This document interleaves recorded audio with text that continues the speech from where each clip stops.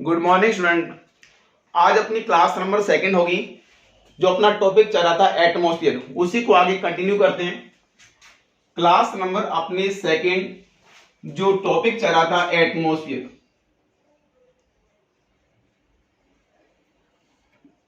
जो atmosphere topic यानी जो वायुमंडल,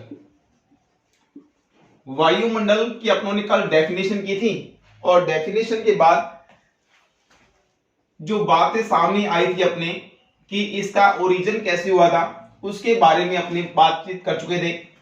एटमॉस्फेयर क्या है? यार सराउंड ऑफ गैसेस, ये क्या अपनी सरफेस ये जो सराउंडेड में क्या है, जो गैसेस है, ये सराउंडेड में क्या है, जो गैसेस है, ये गैसेस क्या अर्थ के ग्रेविटी फोर्स के कारण, अर्थ की कौन सा, अर्थ का जो ग्रेविटी फोर्स के कारण यहाँ पर हेल्ड यानी रुकी हुई, इस चारों ओर आवरण को क्या बोलते हैं अपने, वायुमंडल बोलते हैं। वायुमंडल यानी कौन सा, एटमॉस्फेयर बोलते हैं। एटमॉस्फेयर में आगे बढ़ती हुई अपनी पढ़ेंगे आज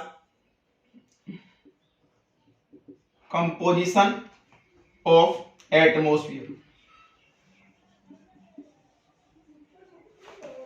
वायुमंडल का संगठन, वायुमंडल का संगठन। तो बात करें, there are flowing part of atmosphere. आपने आज पढ़ने जा रहे क्या, वायुमंडल का संगठन। तो they are flowing parts of atmosphere. सबसे पहले बात करेंगे अपने गैसेस की। गैसेस, जो गैसें के बाद दूसरा अपने पढ़ेंगे इसमें डस्ट पार्टिकल, धूल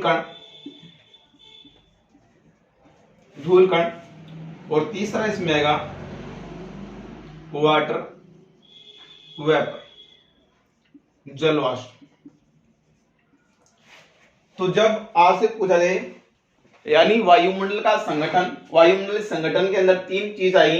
एक तो आएगा गैसेज आएंगी, गैसेज के बाद डस्ट पार्टिकल, जो अपने डस्ट पार्टिकल हैं, डस्ट पार्टिकल्स के बाद अपनी वाटर वेपर, जलवाष्प। अब तीनों को इनको डिस्क्राइब करना अपने, गैसेज क्या है, उसके बाद डस्ट पार्टिकल्स क्या है और वाटर वेपर क्या है। देखिए स्क्रीनशॉट लीजिए इसका।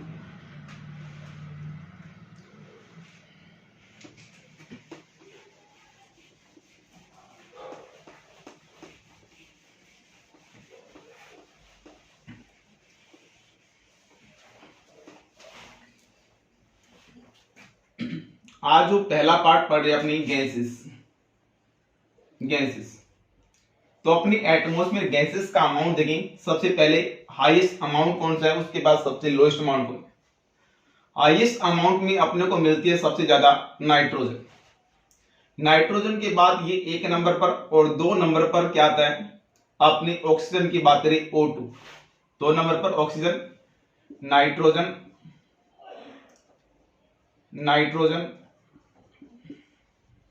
नाइट्रोजन के बाद दूसरा ऑक्सीजन। ऑक्सीजन के बाद तीन नंबर पर अपने पास क्या है, आर्गन। चार नंबर पर अपनी बात करें कौन सा, CO2, carbon dioxide. Carbon dioxide के बाद पांच नंबर पर अपने नियॉन के बाद छह नंबर पर हीलियम के बाद सात नंबर पर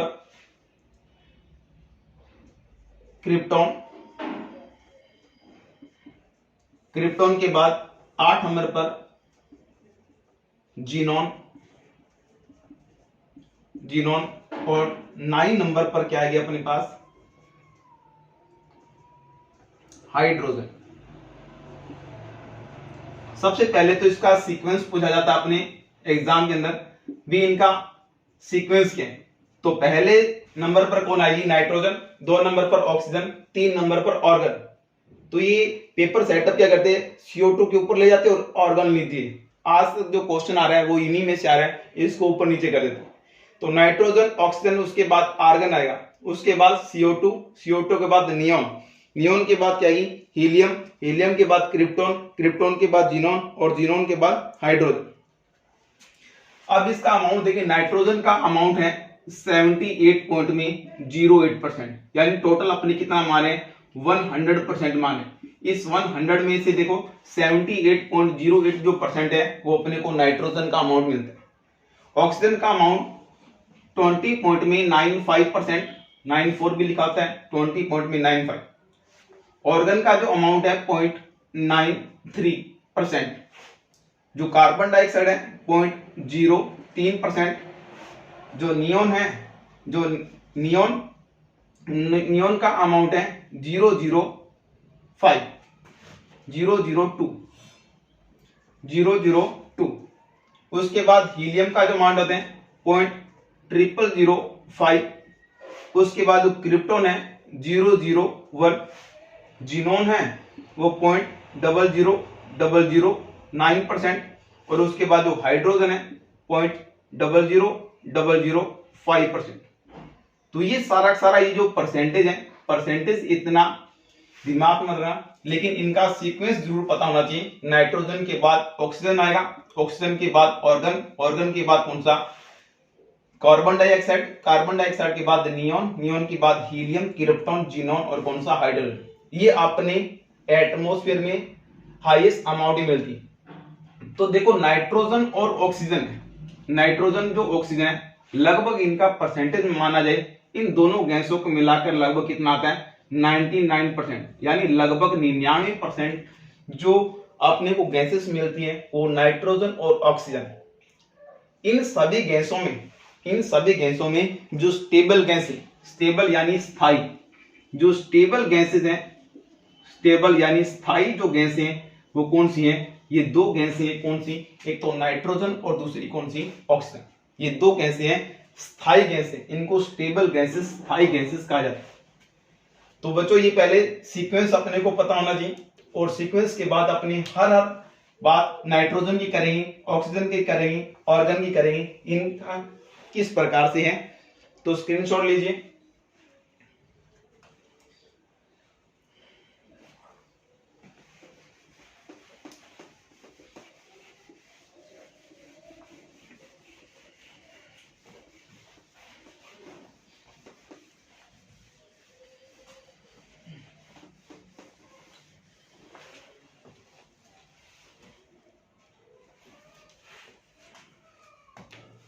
देखो गैसेस में सबसे पहले अपने नाइट्रोजन गैस की बात करें। कौन सा, नाइट्रोजन गैस, नाइट्रोजन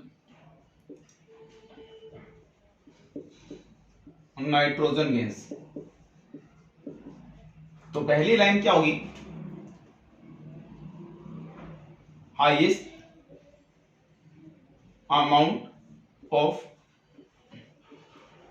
एटमॉस्फेयर। वायुमंडल में सर्वाधिक मात्रा में पाई जाती है, सर्वाधिक मात्रा में पाई जाने वाली गैस, जो गैस सर्वाधिक मात्रा में कितनी, अपने कहेंगे 78.08% इसके हाईएस्ट अमाउंट होते हैं। तो 78.08% क्या, सर्वाधिक मात्रा में पाई जाने वाली गैस। दूसरी बात, इट इज नॉट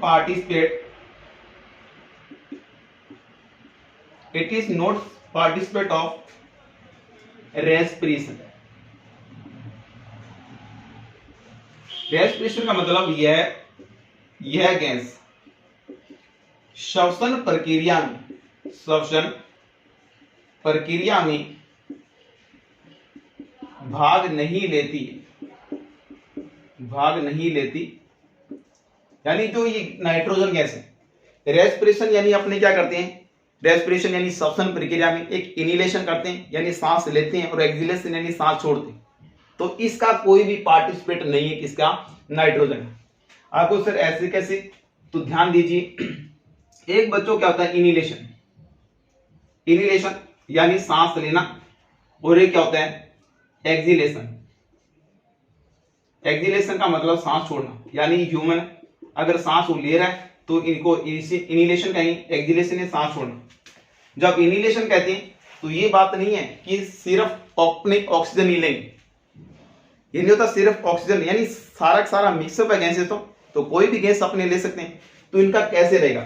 तो अपने नाइट्रोजन कितने लेते हैं? तो नाइट्रोजन का अमाउंट अपनी बॉडी में जाता है 78.08%। ऑक्सीजन का अमाउंट जाएगा कितना? 20 में कितना? 95%। जब अपन ने इनहेलेशन किया, उसी के साथ क्या आ जाएगी? CO2। CO2 कितनी जाएगी? लगभग 0.03%। इतना अपनों ने क्या इनहेलेशन। जब इस सांस को अपने छोड़ेंगे तो 78.08% तो सीधी अपने पास क्या निकलेगी? नाइट्रोजन। तो अपनी बॉडी ने कोई भी कंज्यूम नहीं किया, अपनी बॉडी ने किसी भी प्रकार की रिएक्ट नहीं किया, किसका?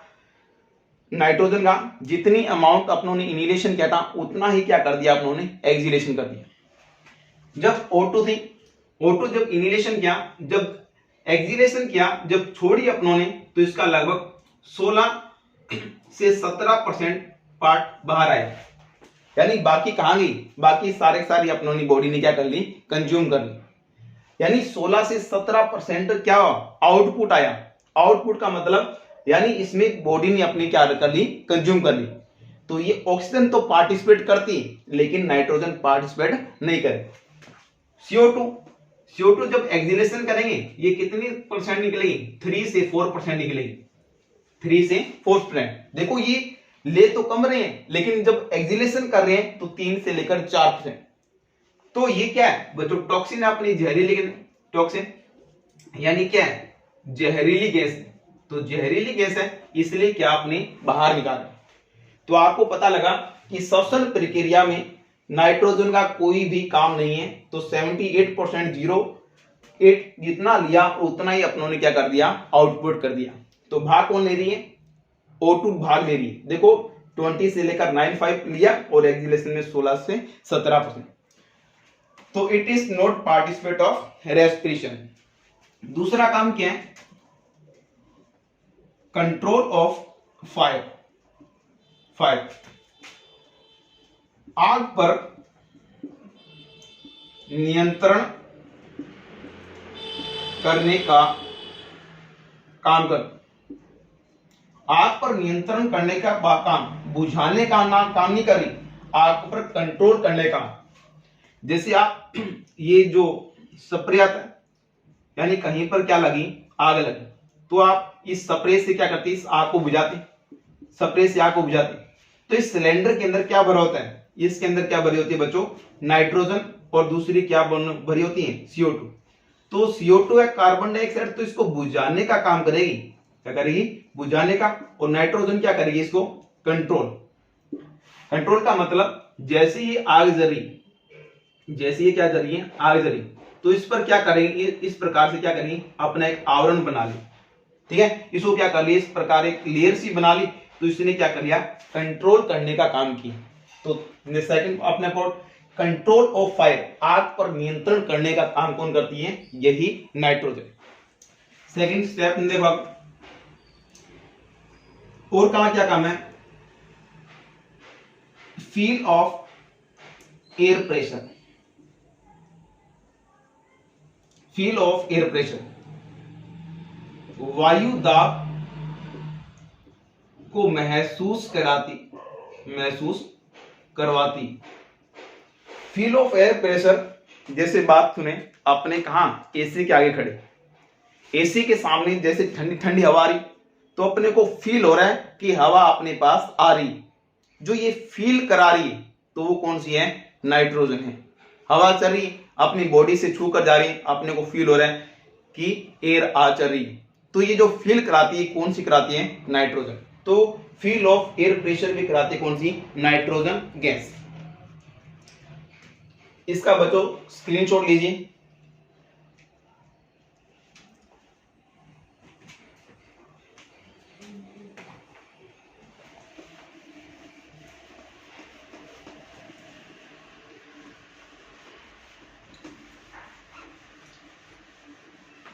जो भी बच्चे first year second year final में पढ़ रहे हैं और जो यूजीसी नेट की तैयारी कर रहे हैं, जो फर्स्ट ग्रेड की तैयारी कर रहे हैं, सभी बच्चे अपने कंटिन्यू नोट्स बनाते हुए चलें, क्योंकि नोट्स बनाएंगे तो अपने को बहुत सारा फायदा होगा। क्योंकि ऐसे कंटेंट मिलेंगे आपने जो कभी पढ़े नहीं होंगे, और ऐसे जो किताबों का सारा मिशन करके पढ़ा रहा हूँ, जो अब सानिध्य के अंदर जो विजेंद्र सिंह नेवरी जो हमारे गुरुदेव हैं, और सारा हमने जो जितनी भी ज्योग्राफी सीखी है उन्हीं के सानिध्य में सीखी है। तो बच्चों इसको कंटिन्यू रखना, छोड़ना मत। तो इंग्लिश मीडियम और हिंदी मीडियम ये मत सोचना इंग्लिश मीडियम में छोड़ो बड़ी बात को। तो बहुत सारे टर्म आती है जो सीखने के लिए अपने को इंग्लिश में सीखनी पड़ेगी, तो ध्यान देंगे इधर। नेक्स्ट, अब देखो नाइट्रोजन है। अब नाइट्रोजन की ऑक्साइड की बात है। ऑक्साइड भी बोलते हैं, ऑक्साइड। नाइट्रोजन की ऑक्साइड कौन से बोलते हैं अपनी? NO2 यानी nitrogen dioxide. Nitrogen dioxide, nitrogen dioxide. और दूसरा होता है, एक और सुना होगा आपने, sulphur dioxide. Sulphur dioxide, ये दोनों के दोनों है। जो सल्फर डाइऑक्साइड और नाइट्रोजन डाइऑक्साइड, ये क्या हेल्पफुल, सीधा कह दें, ये क्या कराती हैं? Acidic rainfall. एसिडिक रेनफॉल यानी कैसे कराती हैं? अम्लीय वर्षा। ये वर्षा वाले टॉपिक में क्लियर करेंगे एसिडिक रेनफॉल क्या होता है। बिल्कुल इजी सा बच्चों, जितना भी क्या है आपने यहाँ पर जितने भी ट्रांसपोर्ट व्हीकल वगैरह, जितनी फैक्ट्रीज वगैरह, ये फैक्ट्री ये क्या करती है? धुआं छोड़ती है, ये भी छोड़ेंगे धुआं। तो इसमें क्या होता है? कंटेन होता है नाइट्रोजन डाइऑक्साइड और कौन सा? सल्फर डाइऑक्साइड, दोनों का कंटेन। ऊपर एटमॉस्फेयर में क्या होता है? क्लाउड, और क्लाउड में क्या होता है? H2। तो ये सारे ये मिक्सअप हो जाते हैं। तो मिक्सअप होंगे तो ये मिक्सअप हो गया नाइट्रोजन, वाटर और सल्फर डाइऑक्साइड है। जब भी क्या होगी बच्चों? रेनफॉल होगी। तब रेनफॉल होगी तो क्या इफेक्ट पड़ेगा? कैसे? देखो, नाइट्रोजन डाइऑक्साइड किसके साथ रिएक्शन किया? H2O के साथ। तो क्या बना? उत्पाद में क्या बना? HNO3, जिसको क्या बोलते हैं अपने? हाइड्रोक्लोरिक अम्ल, जो 10 तक अपने पढ़ा था। हाइड्रोक्लोरिक एसिड है। उसके बाद SO2 प्लस में H2, तो क्या बना? H2SO4। सॉरी बच्चों, ये बच्चों नाइट्रिक अम्ल, ये कौन सा है? नाइट्रिक अम्ल है। और ये कौन सा? सल्फ्यूरिक अम्ल। ठीक है, ये नाइट्रिक एसिड है और ये कौन सा है? Sulphuric acid, H2SO4। तो हाइड्रोक्लोरिक अम्ल और ये कौन सा? नाइट्रिक अम्ल। जब ये क्या होगा? रेनफॉल होगी और जैसी ह्यूमन बॉडी पर रिलीज होगी तो क्या करेंगे? ये जो अपनी स्किन प्रॉब्लम है तो स्किन प्रॉब्लम, और दूसरा जो मेन इसका काम है वो जितने भी क्या है बिल्डिंग्स वगैरह, इन बिल्डिंग का क्या करती है? कलर फेड करती है। जैसे अपना कौन सा एग्जाम्पल ऑफ ताजमहल। ताजमहल किससे बना है? व्हाइट मार्बल यानी सफेद संगमरमर से बना है। जब उस पर क्या इंसिडेंट होती है, ये एसिडिक रेनफॉल, तो उसका कलर क्या हो जाता है? येलोइश। तो कलर फेड करने में ये क्या होती है? सबसे हार्मफुल गैसेस ये कौन सी है? नाइट्रोजन डाइऑक्साइड और कौन सा? Sulphur dioxide. तो एग्जाम में आ सकता है कि किन गैसों के कारण अम्लीय वर्षा उत्तरदायी? तो अपने कहेंगे नाइट्रोजन डाइऑक्साइड और दूसरा गुना सल्फर डाइऑक्साइड। आपका एसिडिक रेनफॉल वाला भी ये चैप्टर कंप्लीट हो गया। तो नाइट्रोजन गैस आपको मैंने कंप्लीट समझा दिया। उसके बाद अपने दूसरी गैसेस की बात करते हैं।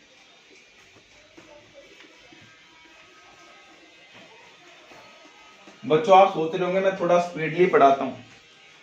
देखो, जितना स्पीडली पढ़ेंगे अपना माइंड भी उतना क्या चलेगा? स्पीडली चलेगा। और जितना स्पीड पढ़ेंगे उतना ही अपना क्या होगा? सिलेबस कवर होगा। तो हर चीज, कोई चीज छोड़ूंगा नहीं, बस साथ के साथ हर कंटेंट पूरा एक्सप्लेन करते चलूंगा, लेकिन थोड़ा सा फास्ट रहेगा, बस इतना आपको देखना। देखिए दूसरी गैसेस की बात करेंगे, O2 गैस यानी जो ऑक्सीजन।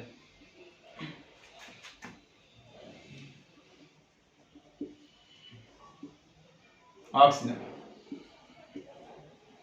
सबसे पहले इसकी हाइट देख लें, अप टू लगभग 64 किलोमीटर की हाइट पर, यानी लगभग 64 किलोमीटर की हाइट पर बहुत मिनिमम मात्रा में मिलती है। लेकिन इसका जो मैक्सिमम अमाउंट है, मैक्सिमम जो अमाउंट अपने को मिलता है लगभग 18 किलोमीटर हाइट तक, लगभग 18 से लेकर 20 किलोमीटर हाइट तक इसका हाईएस्ट अमाउंट मिलता है, इसका O2 यानी ऑक्सीजन का। उसके बाद की इसका एटमॉस्फेयर में अमाउंट क्या है,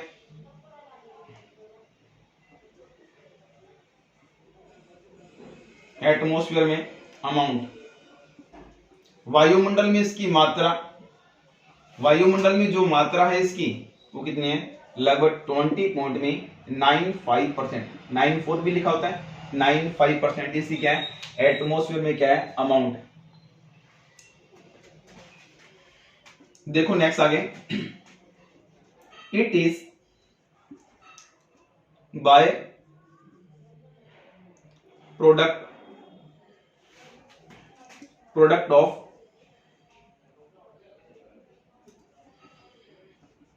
फोटोसिंथेसिस। देखो जो ऑक्सीजन है यह है प्रकाश संश्लेषण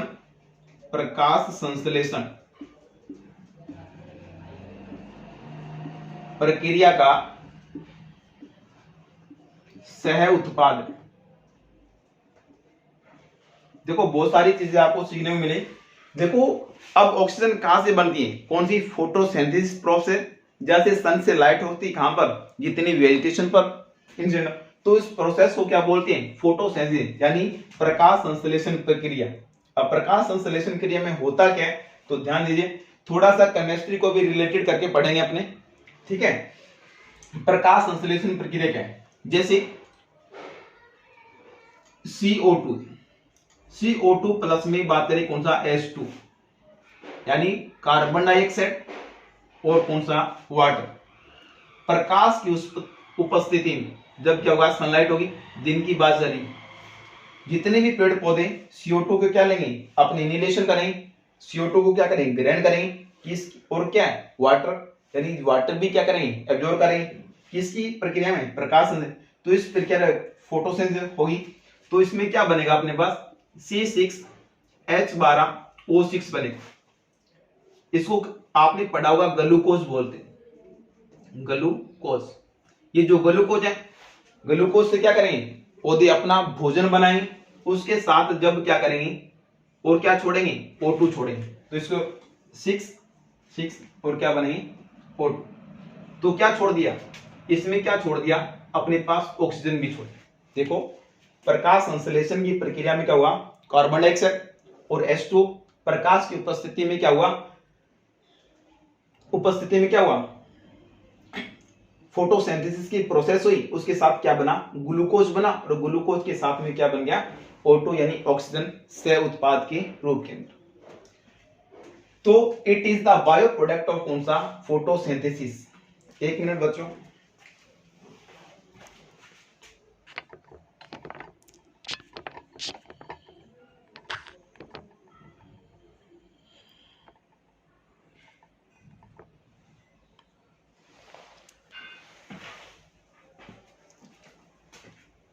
तो 6CO2 प्लस में H2 से अपने ग्लूकोज बन गया, पौधों ने भोजन बना लिया, और क्या छोड़ा, ऑक्सीजन गैस। तो बायो प्रोडक्ट है किसका, फोटोसिंथेसिस का। देखो next, it is participate of respiration. यह श्वसन प्रक्रिया में भाग लेती अपने अभी नाइट्रोजन में लिया था कि 20.95% इनहेलेशन किया था, जब एक्सहेलेशन किया तो कितना 16 से 17% निकली बार। तो अपनी बॉडी ने क्या किया, कंज्यूम किया इसको, तो इसलिए क्या, इट इज पार्टिसिपेट ऑफ कौन सा, रेस्पिरेशन। यह श्वसन प्रक्रिया में क्या लेती है, भाग। It is necessary for combustion. यह दहन प्रक्रिया में, किस प्रक्रिया में, दहन प्रक्रिया यानी आग में क्या होती है, सहायक होती। यानी अगर आग जलाने में जो सहायक गैस होगी कौन सी होगी, O2 होगी। अगर ऑक्सीजन नहीं होगी तो अपने आग नहीं जला सकते। क्यों, क्योंकि जैसे जैसे अपने माउंटेन पे जाते हैं और माउंटेन पे क्या आग अपने नहीं जला सकते, क्यों, क्योंकि ऑक्सीजन की क्या है वहां पर कमी। तो इसलिए जहां ऑक्सीजन होगी वहीं पर क्या होगी, फायर की प्रोसेस होगी। तो it is necessary for combustion, यह दहन प्रक्रिया में आग जो जलाने में क्या होती है, सहायक होती है। कौन सी, ये गैस है कौन सी, ऑक्सीजन। तो तीन गैसें हैं, एक तो कंट्रोल कर रही है नाइट्रोजन, जो बुझाने का काम कर रही है वो करेगी CO2, और जो हेल्पफुल है, नेसेसरी है, उसको कौन सी है, ये अपनी O2। तो ये आपका बच्चों ऑक्सीजन वाला पार्ट कंप्लीट हुआ। उसके बाद अपनी देखने जा रहे हैं next gas, carbon dioxide.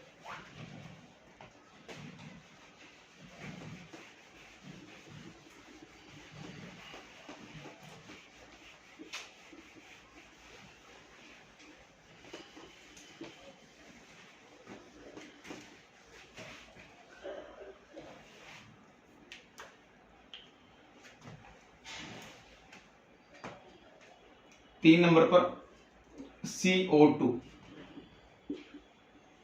Carbon dioxide. CO2 carbon dioxide देखेंगे।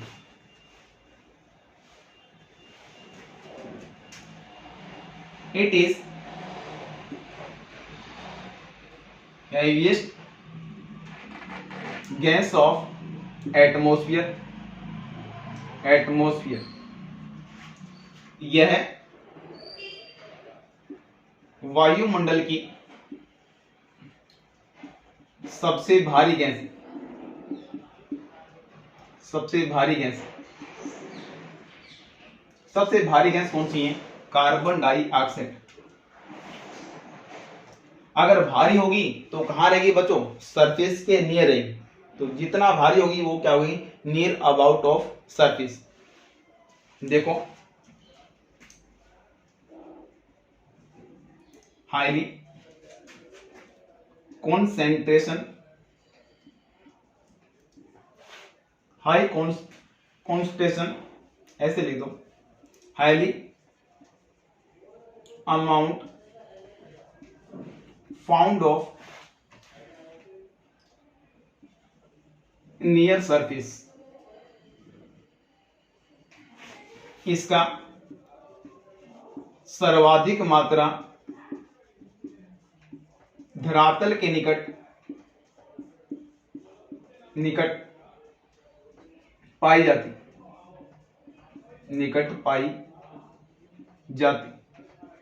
सर्वाधिक मात्रा कहां मिलेगी, धरातल के निकट।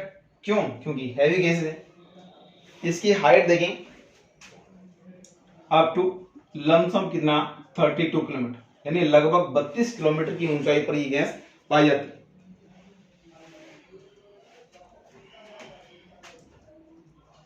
Next, highly active gas for green house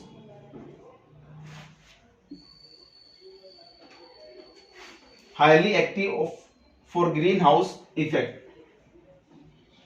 यह ग्रीन हाउस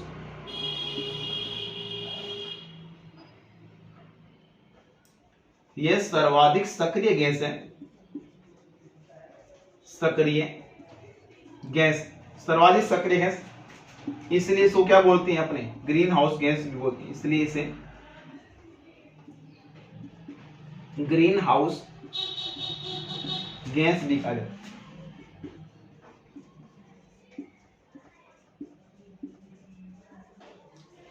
ठीक है, तो दोबारा दे रहा हूं, it is the heaviest gas off atmosphere, वायुमंडल की सबसे भारी गैस है। भारी होगी तो highly amount of near surface, तो कहां रहेगी, नियर ऑफ सरफेस रहेगी, तो अप टू इसके 32 किलोमीटर पर इसका यहां पर अमाउंट पाया जाता है। उसके बाद highly active gas for green house effect, यानी ग्रीन हाउस प्रभाव के लिए सबसे क्या प्रभावशाली, सबसे सक्रिय गैस कौन सी है, यही वाली जो गैस, तो यानी क्या कर लेती है, जल्दी से क्रिया कर लेती है, इसलिए क्या बोलते हैं इसको, एक्टिव।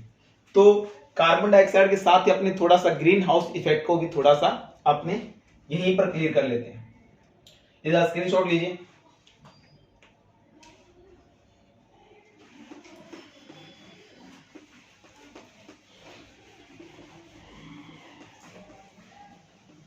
इसी कार्बन डाइऑक्साइड में चल रहे हैं, थोड़ा सा टॉपिक उसको क्लियर कर लेते हैं। नाम आया अपने पास ग्रीन हाउस, तो इसी को अपने क्या कर लेते हैं, क्लियर कर लेते हैं। देखिए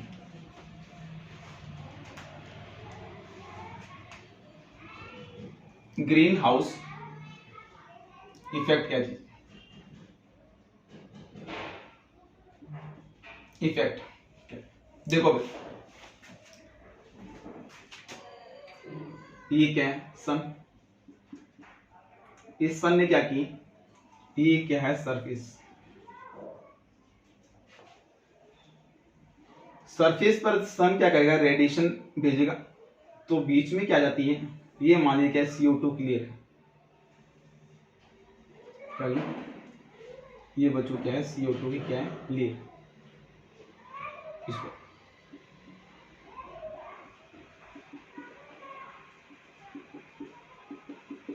ये एटमॉस्फेयर एक लेयर बनी है, किसकी, CO2 की लेयर बनी। जब सन से रेडिएशन आएगी, ये रेडिएशन क्या करेगी, जब आएगी इसको बोलते हैं सोलर रेडिएशन, यानी इंसोलेशन, इंसोलेशन यानी इनकमिंग सोलर रेडिएशन, ये सौरिक किरणें, सौरिक किरणें,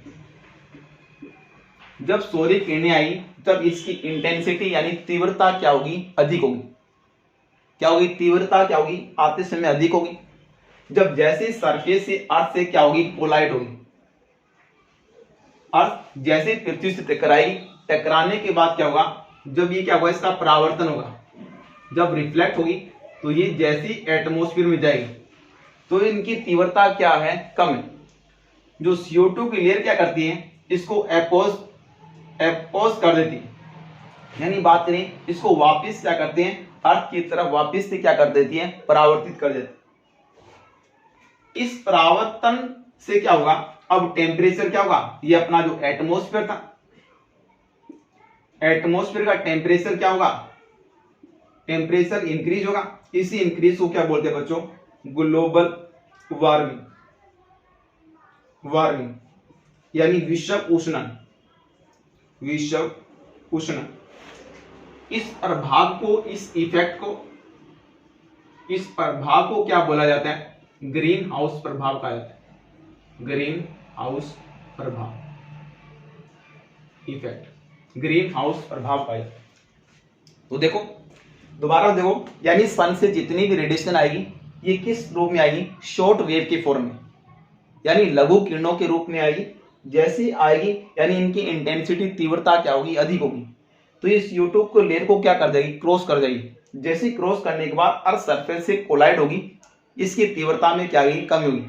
अर्थ क्या करेगा, ये जो किरणें, इन किरणों क्या बोला जाएगा, पार्थिव किरणें, क्या बोला जाएगा, पार्थिव किरणें यानी terrestrial, terrestrial wave, terrestrial wave जैसी जाएगी एटमॉस्फेयर में, जो CO2 की लेयर वापस क्या कर देगी, इसको अपोज कर देगी, वापस क्या कर देगी, रिफ्लेक्ट कर देगी।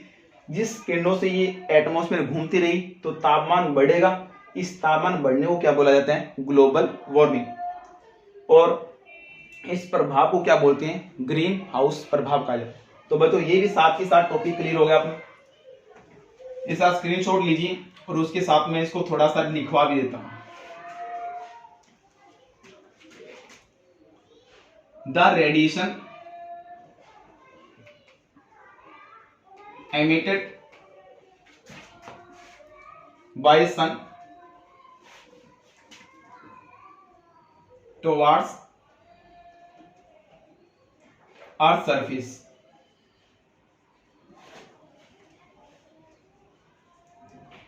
सूर्य द्वारा किरणें पृथ्वी की ओर उत्सर्जित करता है। यानी सूर्य द्वारा किरणें पृथ्वी की ओर क्या करता है, उत्सर्जित करता है। सूर्य पृथ्वी तक आई, जैसी किरणें आएगी तो क्या होगा, this radiation are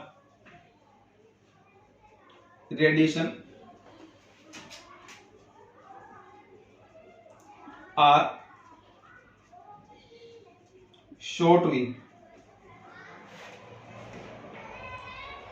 It also called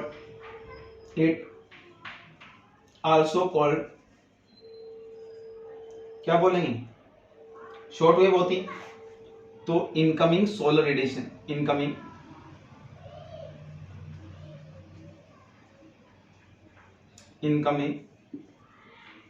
solar radiation. यह किरणें लघु तरंगों के रूप में होती है,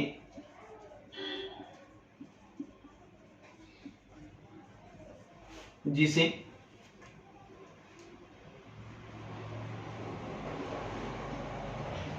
आगत सौरिक किरणें कहा जाता है। तो साथ के साथ आपके नोट्स भी बन रहे हैं, जो first year second year final के अंदर है, वो बच्चे अपने पूरे नोट्स बना ले। इसी प्रकार से आपको एग्जाम में लिखना हो।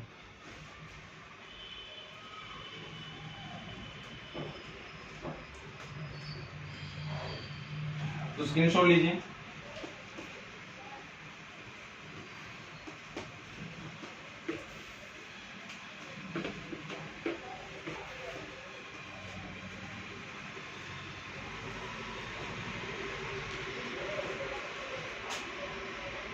These radiation collide of Earth surface, then release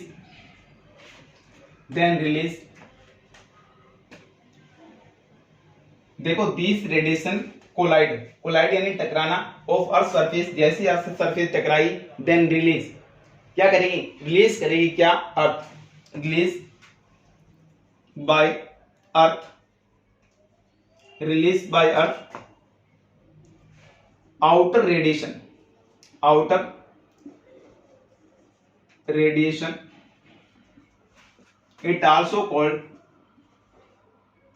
it also called terrestrial radiation.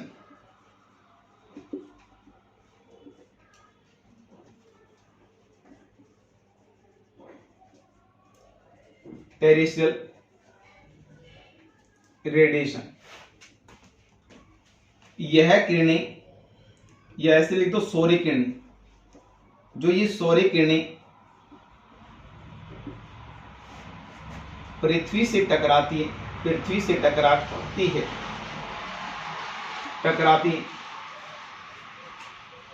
उसके बाद निर्गत किरणों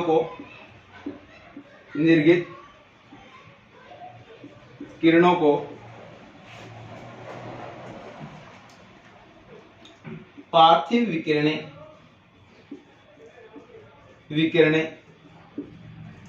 कहा जाता है। यानी इनको क्या बोला जाएगा, पार्थिव किरणें। ये तो थी सौर्य किरणें, जो भी टकरा कर जाएगी, इनको क्या बोलेंगे, पार्थिव किरणें। अब देखो CO2 लेयर, यहां ऐसे लिख देता हूं, सम गैसेस ऑफ एटमोस्फियर, जैसे अपने बात करें CO2 है, मीथेन है, वाटर वेपर है, some gases of atmosphere, some gases of atmosphere, और क्या करेंगे, इसको अपोज करेंगे, अपोज द टेरेस्ट्रियल वेव, यानी वायुमंडल में कुछ गैसें, वायुमंडल में जो गैसें कौन सी हैं, एक तो कार्बन डाइऑक्साइड है, कार्बन डाइऑक्साइड, मीथेन और कौन सी, जलवाष्प। वायुमंडल में गैसें पार्थिव विकिरणों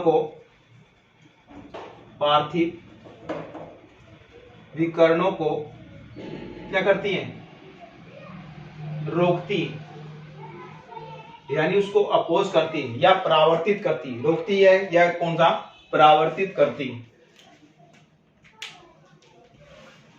स्क्रीनशॉट लीजिए बच्चों, नेक्स्ट लिखते हैं।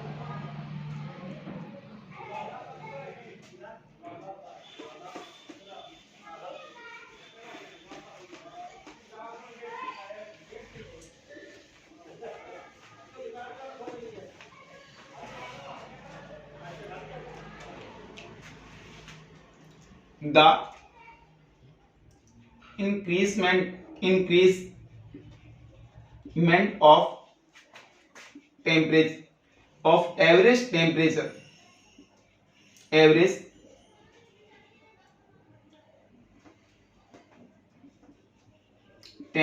of atmosphere,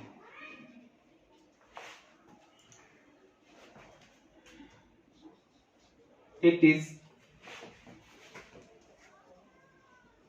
known as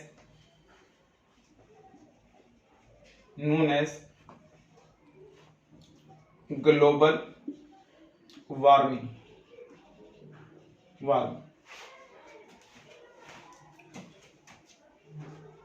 इससे वायुमंडल के तापमान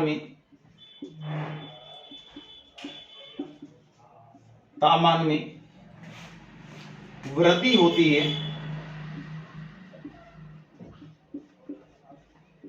जिसे ग्लोबल वार्मिंग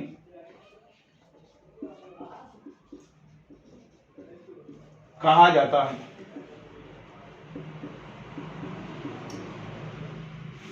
इसे क्या बोले, global warming. And effect of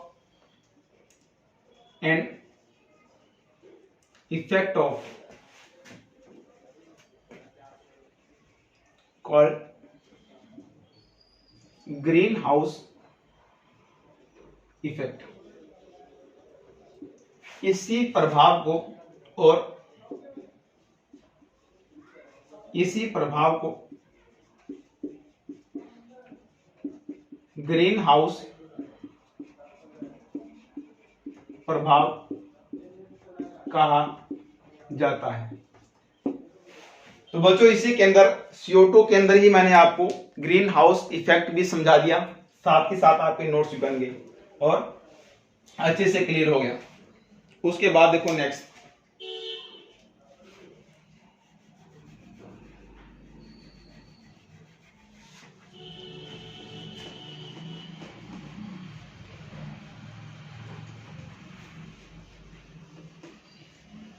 next तो गैसेस की बात करेंगे। 1 नंबर, 2 नंबर, 3 नंबर होगी, 4 नंबर ऑर्गन कैसी है, इनर्ट गैस यानी कैसी है, अक्रिय गैस। कोई काम नहीं है इसका। 0.94 ये कौन सी है आर्गन। 5 नंबर पर देखिए कौन सा, जैसे ओजोन भी है, ओजोन O3 की बात करते हैं अपने, ओजोन भी बहुत कम मात्रा में पाई जाती है, 0.00001%। कहाँ मिलती है अपने को, स्ट्रेटोस्फीयर, कौन सा, समताप मंडल। ओजोन को वहां क्लियर करेंगे अपने समताप मंडल के साथ। तो बाकी गैसेस अपने को नहीं पढ़नी, सिर्फ इतनी गैसेस पढ़नी है आपको। मेन गैसेस जो सबसे पहले नाइट्रोजन, नाइट्रोजन के बाद ऑक्सीजन, ऑक्सीजन के बाद CO2, CO2 के बाद अपनों ने ऑर्गन वगैरह ये पढ़े। तो मेन 3 ही गैसें, उनको अच्छे से क्लियर करना है और अच्छे से अपने को पढ़ना है। अब नेक्स्ट देखो, ये सबसे पहले अपनों ने क्या पार्ट क्लियर कर लिया, अपना कंपोजिशन ऑफ एटमॉस्फेयर चल रहा था, जिसमें गैसेस वाला पार्ट खत्म हो गया। अब दूसरे जो पार्ट की बात करेंगे वो बात करते हैं अपने वाटर वेपर की।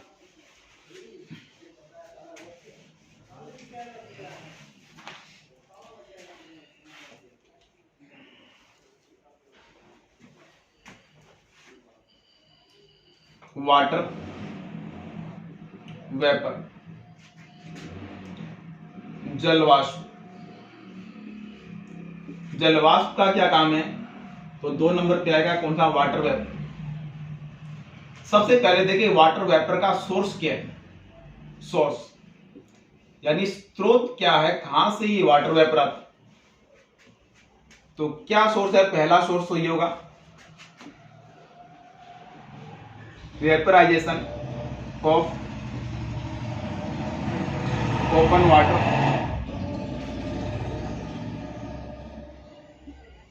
खुले जल का वाष्पीकरण,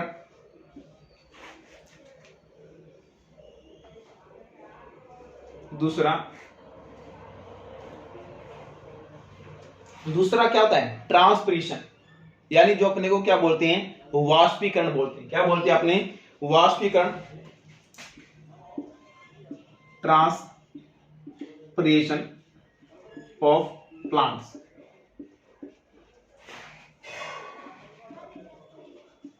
पौधों द्वारा वाष्पोत्सर्जन, ये वाष्पोत्सर्जन है, ये वाष्पीकरण है, दोनों में फर्क है। ये क्या करते हैं, पौधों द्वारा ट्रांसपिरेशन। तो वायुमंडल के अंदर जितनी भी क्या होती है, एटमॉस्फेयर आती है, तो 2 सोर्स आते हैं, एक तो वेपराइजेशन से, एक तो वाष्पीकरण से, और दूसरा transpiration of plants, transpiration of plant, पौधों के द्वारा वाष्पोत्सर्जन। अब देखो ये अपनी क्या है,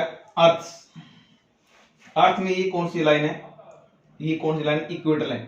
अपनी कौन सी रेखा, भूमध्य रेखा, यहां पर लिख लेते हैं भूमध्य रेखा, यानी भू है, भू माने पृथ्वी, भू के मध्य से गुजरने वाली रेखा कौन सी, भूमध्य रेखा, जिसको अपने इक्वेटर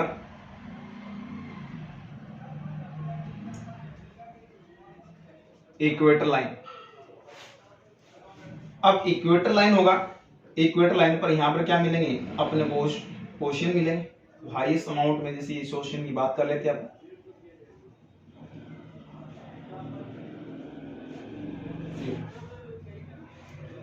अब मध्य रेखा है, और ये कौन सा है, ये वाला क्या रीजन है, पोलर रीजन, पोलर रीजन कौन सा, ध्रुवीय क्षेत्र, ध्रुवीय क्षेत्र। अब देखो हाईएस्ट टेम्परेचर कहां रहता है, इक्वेटर लाइन पर, यानी सर्वाधिक जो तापमान रहता है कहां पर रहता है, भूमध्य रेखा। अगर भूमध्य रेखा पर तापमान अधिक पाया जाएगा, क्योंकि सूर्य 2 बार क्या चलता है, पूरे साल भर यहां पर सीधा चमकता है भूमध्य रेखा। जब सीधा चमकेगा तो तापमान अधिक होगा, तापमान अधिक होगा तो जलवाष्प बनेगी, जलवाष्प कहां जाएगी, एटमॉस्फेयर में क्लाउड बनेगी, और क्या होगी, तो इस वाले क्षेत्र के अंदर क्या होता है, तापमान अधिक पाया जाता है। तापमान अधिक होगा तो वाटर वेपर का अमाउंट भी क्या होगा, ज्यादा होगा। तो यहां पर क्या है, एटमॉस्फेयर में, एटमॉस्फेयर लगभग 3 से लेकर कितना 4% क्या होती है, वाटर वेपर होती है। जो जलवाष्प होती है कितनी होती है, 3 से लेकर 4% होती है। और जो पोलर रीजन है यहाँ पर क्या हो, यहाँ पर जो वाष्प होती है लगभग 1 से लेकर 2%, यानी 1% के आसपास होती है, 1% तक आती है। तो अपने को ध्यान में लगा कि इक्वेटर लाइन वाले रीजन पर क्या होता है, वाटर वेपर का अमाउंट ज्यादा होता है, और जैसे जैसे अपने पोलर रीजन पर जाते हैं तो क्या होता है, वाटर वेपर का अमाउंट, जल वाष्प की मात्रा में क्या आती है, कमी। तो यहां पर लिख सकते हैं, लिख क्या सकते हैं, low latitude to low latitude to high latitude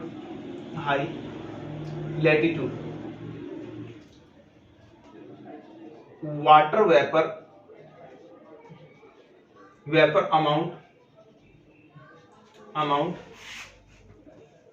decline, यानी निम्न अक्षांशों से उच्च अक्षांशों की ओर जाने से जलवाष्प में कमी आती है,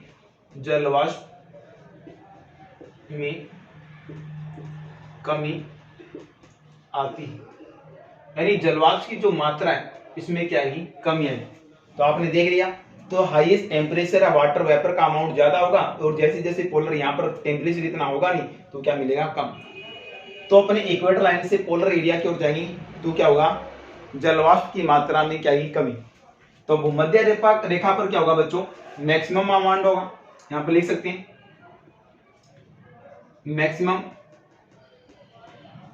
मैक्सिमम होगा 3 to अपने 4%, कहां पर, भूमध्य रेखा पर, यानी इक्वेटर लाइन पर। और जो मिनिमम अमाउंट होगा वो कहां होगा, 1 से लेकर 2%, और कहां पर होगा, पोलर रीजन पर, या कहां पर, ध्रुव पर। ये बच्चों अपने को लिख सकते हैं अपने। तो सोर्स दो हैं, वेपराइजेशन ऑफ ओशन वाटर, और दूसरा होना ट्रांसपिरेशन ऑफ प्लांट। खुले जल का जो ओपन वाटर है वहां से स्क्रीनशॉट लीजिए। नेक्स्ट आगे बढ़ते हैं।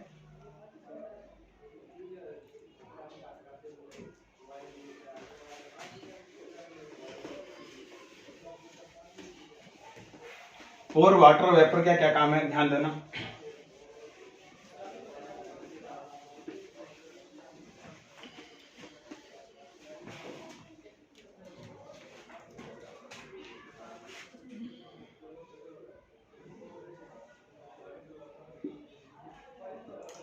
ये क्या, वाटर बॉडी, ये वाटर, और ये क्या है अपनी लैंड बॉडी यानी स्थल भाग, और ये कौन सा हो गया, जल, स्थल भाग ये रहा, ठीक है। और यहाँ पर क्या है, सन साइन कर रहा है, तो सन की लाइट क्या होगी, जो रेडिएशन होगी वो इंसिडेंट होगी कहाँ पर, वाटर बॉडी पर और लैंड बॉडी पर। क्या होगी बच्चों, लैंड बॉडी। जब यहाँ पर टेम्परेचर क्या होगा, बढ़ेगा, टेम्परेचर इंक्रीज होगा, जो वाटर कन्वर्ट किसमें होगा, वाटर वेपर, जलवाष्प में कन्वर्ट होगा, और ये सारी जलवाष्प कहाँ चली जाएगी, यहाँ पर एटमॉस्फेयर में चली जाएगी। ये चलेगी जलवाष्प। देखो दोबारा देखना, जब जल पर सूर्य की किरणें आई तो सरफेस का तापमान बढ़ेगा, तापमान बढ़ेगा तो तापमान बढ़ेगा, अगर ताप बढ़ेगा तो जल किसमें बदल जाएगा, जलवाष्प में, और जलवाष्प कहाँ जाएगा, एटमॉस्फेयर में, तो यहां तक आ जाएगा पानी। अब क्या करेंगे, अब यहां से भी रेडिएशन आई, यहां से टकराई, तो क्या करेगा, ये जलवाष्प क्या करेगी, ये एक ब्लैंकेट का काम करेगी। क्या करेगी, ब्लैंकेट का। कैसे, क्योंकि ये क्या करेगी, इनको वापस मोड़ देगी, ये रेडिएशन जाएगी तो इनको वापस मोड़ देगी यहाँ पर, और यहां से इसको क्या करेगी, वापस यहां से क्या करती, रिफ्लेक्ट करती। तो जितने भी यहां से जो रेडिएशन गई उनको वापस क्या कर दिया, वापस मोड़ दिया। क्या मोड़ दिया, वापस मोड़ दिया। मान लीजिए यहां तक है वाटर वेपर, तो धरातल की किरणों को यहां से वापस मोड़ रहे हैं, और सूर्य से आने वाली किरणों को वहीं से मोड़ रहे हैं। तो क्या कर रही है, एक ब्लैंकेट का काम करती है। तो इसको क्या, पृथ्वी का कंबल, पृथ्वी का कंबल कहा जाता है, पृथ्वी का कंबल, यानी बात करें ब्लैंकेट ऑफ अर्थ। पृथ्वी का कंबल कहा जाता है किसको? Water vapour. तो ये वाला मोस्ट इंपोर्टेंट है। तो ब्लैंकेट ऑफ द अर्थ कौन सा है? Water vapour. क्यों? क्योंकि अर्थ के एवरेज टेम्परेचर को बनाए रखती है, ये ज्यादा रेडिएशन को अर्थ तक आने नहीं देती और अर्थ से ज्यादा रेडिएशन उसको रिलीज नहीं होने देती, यानी एक एवरेज टेम्परेचर बनाए रखती है किसका? अर्थ का। इसलिए इसको क्या बोलते हैं? Blanket of the earth. तो दूसरी बात लिखिए, ये किसके लिए काम कर रही है? एक ग्रीन हाउस का भी क्या कर रही है? काम कर रही है। तो सूर्य से किरणें आने वाली किरणों को क्या कर रही है? रोक रही है। तो यहां से किरणों को रोक रही है, तो ग्रीन हाउस का भी क्या करती है? काम करती है। इसलिए इसको ग्रीन हाउस गैस भी कहा जाता है किसको? Water vapour. तो लिख देते हैं इसको, water vapour as greenhouse gas. देखो क्या है? वाटर वेपर एस क्या है? Green house gas, because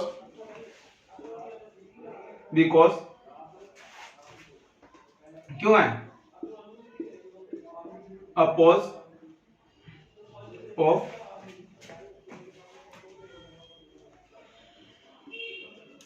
out going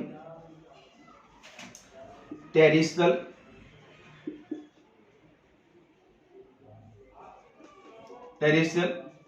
radiation. जलवाष्प को ग्रीन हाउस गैस भी कहा जाता है,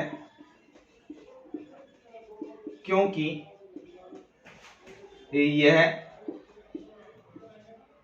पार्थिव विकिरणों को रोकती है या रिफ्लेक्ट करती है, परावर्तित करती है। तो बच्चों वाटर वेपर भी अपना क्या हो गया? कंप्लीट हो गया। वाटर वेपर के बाद अपने चलते हैं डस्ट पार्टिकल्स की ओर। स्क्रीनशॉट लीजिए।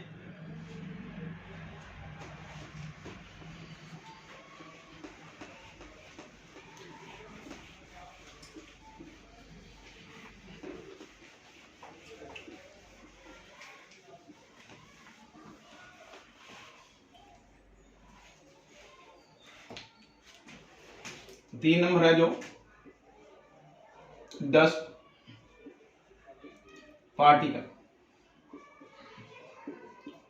धूलकण। धूलकण क्या काम है? एटमॉस्फेयर। देखो, it is found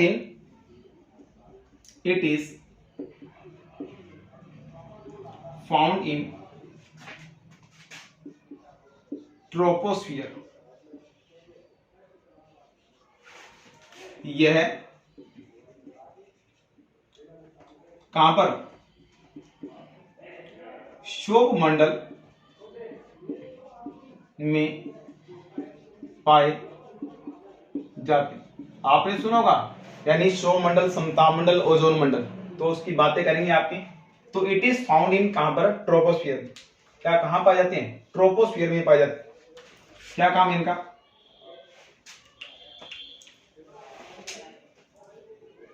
It is a work of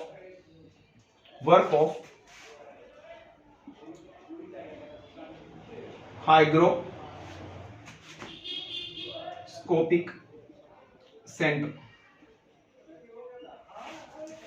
यह एक आर्द्रताग्राही कणों की तरह कार्य करते हैं। आर्द्रताग्राही कणों की तरह क्या करते हैं? काम करते हैं।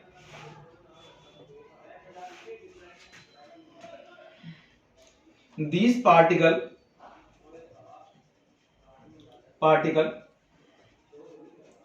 अट्रैक्ट द वाटर वेपर,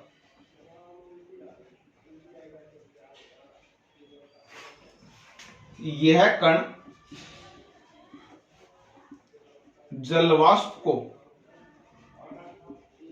क्यों क्या करते हैं, आकर्षित करते हैं। देखो ये क्या है, एटमॉस्फेयर में क्या है, ये पार्टिकल्स। अब इस अर्थ सरफेस में ये जो क्या था, वाटर था, ये वाटर जब क्या जाएगा, वाटर वेपर के रूप में जाएगा, तो ये कण क्या करेंगे, इसको क्या करेंगे, इस प्रकार से क्या करेंगे, अट्रैक्ट करने का काम करेंगे। यानी जो वाष्प है इनको क्या करेंगे, अट्रैक्ट करने का काम करेंगे। तो अटैक करेंगे ये डस्ट पार्टिकल, इसको क्या करेंगे, जलवाष्प के कण है जो इसके ऊपर आकर चिपक जाएंगे। तो ऊपर कोई ट्रक थोड़ी खड़ा है, तो जहां पर अपने सोचते हैं रेनफॉल आ रही, तो रेनफॉल के लिए हेल्पफुल कौन है, यही डस्ट पार्टिकल, क्योंकि ये क्या करते हैं, डस्ट पार्टिकल सारी वाटर वेपर क्या कर लेती है, अपनी के अंदर क्या कर लेते हैं, कंज्यूम कर लेते हैं। तो वही चीज है, देखो this particle attack the water vapour, जलवाष्प को क्या करते हैं, आकर्षित करते हैं। तो हेल्पफुल फॉर कंडेंसेशन, तो यह संघनन में क्या होती है, सहायक होती है, संघनन में सहायक होती। क्या होंगी, संघनन प्रक्रिया में ये 10 पार्टिकल क्या होते हैं, सहायक होते हैं। तो क्या करेंगे, वाटर वेपर को अब्जॉर्ब कर रहे हैं, और क्या काम करते हैं, जैसे ये 10 पार्टिकल सन की लाइट आई और सन की लाइट को क्या करते हैं, स्कैटर्ड करने का काम करते हैं।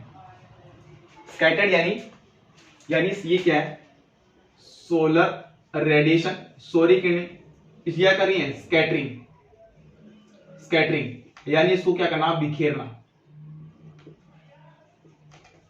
इस बिखेरने से अपने को जो आकाश का नीला रंग दिखाई देता है, तो वही चीज है, यानी स्कैटरिंग करेंगे तो क्या होगी, लाइट जनरेट होगी। तो अपने को जितना भी ये प्रकाश दिखाई दे रहा है, ये किसी के कारण दिखाई दे रहा है, इसी डस्ट पार्टिकल। अगर एटमॉस्फेयर में डस्ट पार्टिकल नहीं होते तो ये सारा सारा क्या होता, अंधेरा होता। क्योंकि डस्ट पार्टिकल नहीं होती तो सनलाइट सीधी सीधी कहां आती, अर्थ सरफेस पर आती। तो ये स्कैटरिंग करने का काम करते हैं, तो ये बिखेरने का काम करते हैं, तो क्या होती है, लाइट जनरेट होती है। तो यहां पर देख सकते हैं स्कैटरिंग ऑफ सनलाइट, सौर्य किरणों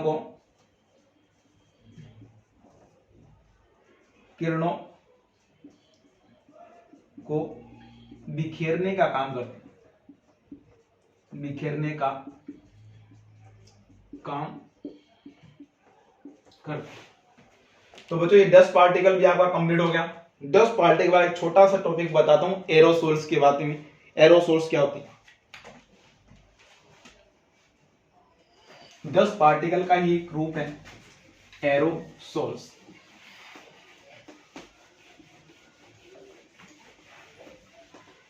वो भी कर लेते हैं तो अपना कंपोजिशन क्या हो जाएगा, बिल्कुल कंप्लीट हो जाएगा।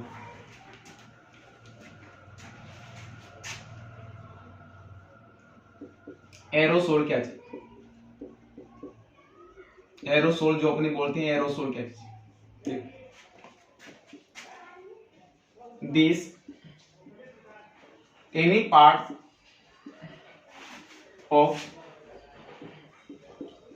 पोल्यूटेंट and spray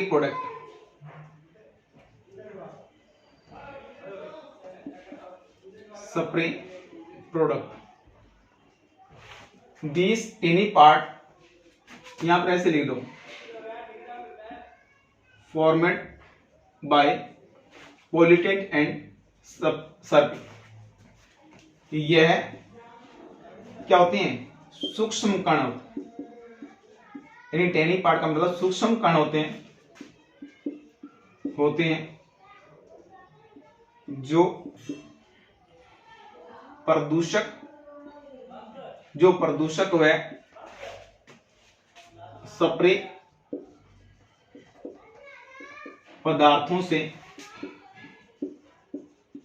बनते हैं। यानी जो पोल्यूटेंट होंगे एटमॉस्फेयर में उससे ये बनेंगे, जो क्या होंगे, पोल्यूटेंट होंगे। और दूसरे कौन सा, जो स्प्रे प्रोडक्ट अपने लगाते परफ्यूम वगैरह, तो ये कहते हैं बिल्कुल टेनिक पार्ट होते हैं। ये कहते हैं it effect the respiration, it effect the respiration, यह है इट श्वसन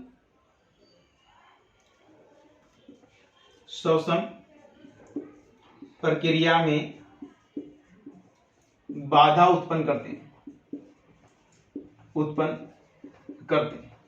यानी जो अपने इनहेलेशन करते हैं, रेस्पिरेशन में क्या करते हैं, ये बाधा उत्पन्न करते हैं। कौन से, ये एरोसोल्स हैं। कौन से हैं, एरोसोल्स हैं।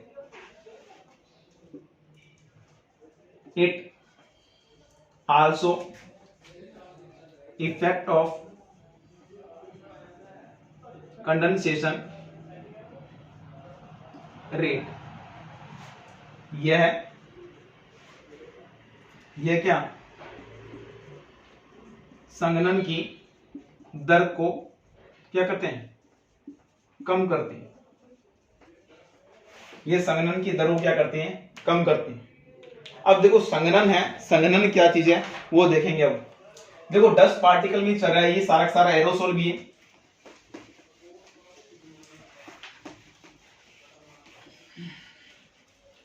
एक छोटा सा अभी 2 मिनट की रही है क्लास बस। देखो जो बच्चों के डस्ट पार्टिकल से ना, डस्ट पार्टिकल, अभी आपने एक वर्ड आया था कंडेंसेशन। कंडेंसेशन क्या चीज है, अपने बात करते हैं आइस, आइस यानी कौन सा, बर्फ। उसके बाद क्या, वाटर, जल। उसके बाद जलवाष्प, वाटर वेपर, जलवाष्प। अगर आइस है, बर्फ है, आइस का अगर क्या दिया जाए, टेम्परेचर क्या दिया जाए, इंक्रीज किया जाए, तापमान बढ़ाएंगे तो बर्फ से क्या बन जाएगा, जल। अगर टेम्परेचर और इंक्रीज कर दिया जाए, टेम्परेचर क्या कर दिया है, तापमान और इंक्रीज कर दिया जाए, तो जल से क्या बन जाएगा, जलवाष्प बन जाएगा। तो इसी प्रोसेस को क्या बोलते हैं, वेपराइजेशन, यानी वाष्पीकरण, वाष्पीकरण। तो अगर तापमान बढ़ेगा तो क्या होगा, वाष्पीकरण होगा। अब जलवाष्प से अगर क्या करना है, अपने को जल में कन्वर्ट करना है, तो टेम्परेचर क्या करना पड़ेगा, अपने को कम करना पड़ेगा। जल से बर्फ में कन्वर्ट करना है तो टेम्परेचर क्या करना पड़ेगा, और कम करना पड़ेगा। जब जलवाष्प से जल में कन्वर्ट होगा, यानी जलवाष्प है जो वाटर वेपर है, जो क्या वाटर ड्रॉप्स में कन्वर्ट होगी, यानी जल की बूंदों में बदलेगी। इस वाली प्रक्रिया को क्या बोलते हैं, कंडेंसेशन, संघनन प्रक्रिया बोलते हैं। क्या बोलते हैं, संघनन की प्रक्रिया बोला है। तो जलवाष्प क्या करना, चलो तो वही तो है अपनी सरफेस पर क्या होता है, चलो ये बाद में क्लियर करेंगे। तो आप समझ गए होंगे, अगर टेम्परेचर कम होगा तो संघनन की प्रक्रिया होगी, अगर तापमान बढ़ेगा तो क्या होगा, वाष्पीकरण की प्रक्रिया होगी। तो आज बच्चों अपनों ने पढ़ा कंपोजिशन ऑफ एटमॉस्फेयर, वायुमंडल का संगठन कैसे है। तो 3 पार्ट अपनों ने क्लियर किए, गैसेस, डस्ट पार्टिकल और उसके बाद वाटर वेपर। तो बच्चों इस चैनल को ज्यादा से ज्यादा सब्सक्राइब करो। इसी प्रकार से सारा कंटेंट मैं लिखकर आपके विद नोट्स कंप्लीट कराऊंगा। तो अपने जितने भी दोस्त, साथी वगैरह, जितने भी टीचर वगैरह, इन सभी को क्या कीजिए, शेयर कीजिए। Thank you, bye.